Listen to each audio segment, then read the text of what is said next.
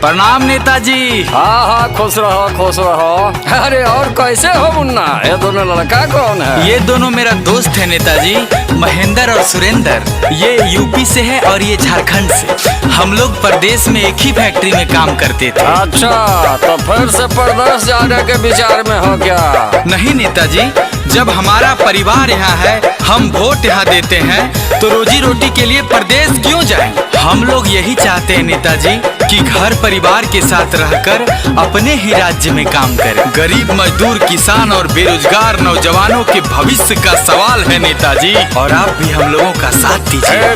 हम बने किसान के बेटा, हार ज्योति खाई, मेहनत से माटी में सोना उगाई।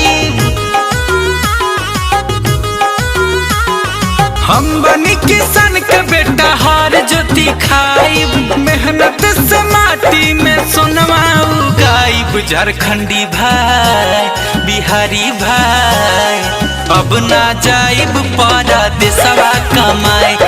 यूपी भाई, अब ना जाइब परदेसवा कमाए।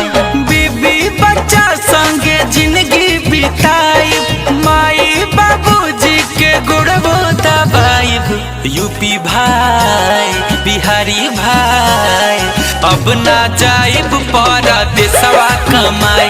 झारखंडी भाई, अब ना जाइब परदेसवा कमाए। झारखंड यूपी बिहार,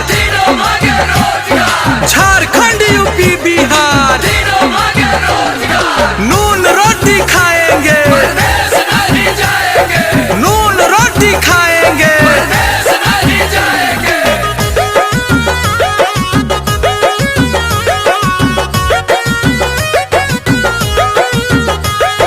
कल कारखाना फैक्ट्री लगावाई, अपने ही राज्य के हम विकसित बनाई। कल कारखाना फैक्ट्री लगावाई, अपने ही राज्य के हम विकसित बनाई। भले हम 2 रुपया कमे बचाई, बेटा बेटी के घरे पर पढ़ाई। झारखंडी भाई, बिहारी भाई, अब ना जाइब परदेसवा कमाए। यूपी भाई, अब ना जाइब परदेसवा कमाए।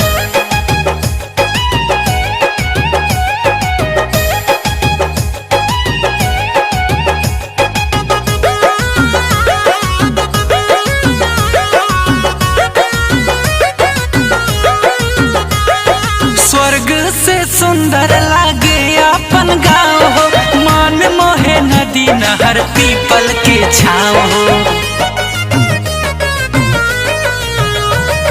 स्वर्ग से सुंदर लागे अपन गाँव हो, मान मोहे नदी नहर पीपरा के छाँव हो।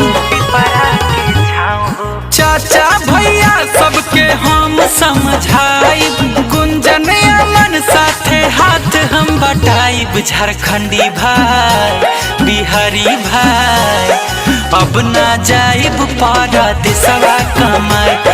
यूपी भाई, अब ना जाइब परदेसवा कमाए।